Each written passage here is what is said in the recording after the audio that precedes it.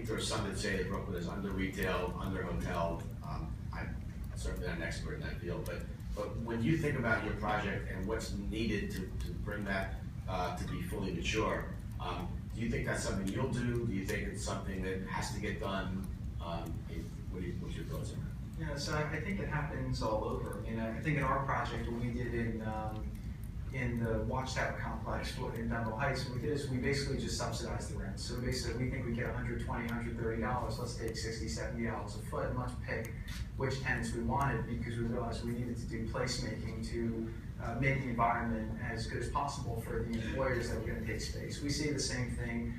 We bought a big site in the Gowanus right across the street from the Whole Foods, which we're going to do some interesting stuff there. But that Whole Foods, which, yesterday I told my wife, Gowanus, she said, if you're going to develop there, she said, it's not like the sexiest name for an area to be in. But that Whole Foods, I think, is the #4 Whole Foods in the country. It's going to do over 100 million in sales this year. So there's big volume in Brooklyn. We look at some of our other projects as well. So we are developing now over $1 billion of residential in Jersey City. Placemaking with the retail is also very important. We look at a lot of these areas that are starting to come up. You have a lot of residential happening in Jersey City. It's very simple. It's just based on price, because as Manhattan's moved down, you have all these jobs moving down to the World Trade Center area in Brookfield Place. These people need a place to live, and I'm convinced that if you would put the PATH train on the New York City subway map, rents in Jersey City would go up by about 30% overnight, because people would realize that you could literally be a 6-minute train, live in these beautiful high-rise new buildings, amazing amenities, look at Manhattan, and be in the office in under 10 minutes. So I think in all these areas now, you have all these buildings coming up. We're slowly seeing some of the retailers start to come in, and these things have to happen on their own. But as developers, you think about how do you stimulate them. Another project we're working on, which is a lot less sexy, is we just bought a mall in Monmouth County. And so it's a couple $100 million mall. Actually, Brookfield's our lender on it, which is appreciated, and always appreciated.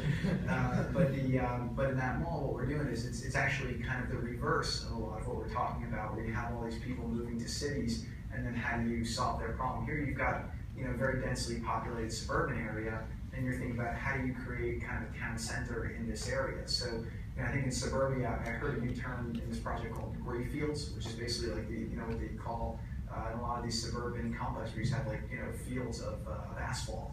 And then the real thought is, how do you take all these people? Because there's really not a lot to do in a lot of these areas, and create these kind of town center experiences for a lot of people who want to live in a suburban environment, but also want a place where they can go and walk in a downtown-like area, do some shopping, have some dinner, walk to a bar. And what we're finding is that by creating the mixed-use feel, which I guess we later experimented with in Time Warner, and is taken to a whole new level in Hudson Yards. It's applicable in places, not just in Manhattan and Brooklyn. So I think that the trend today is very clear that if you're building a project, you have to look at it and say, can people here live 24/7, 365?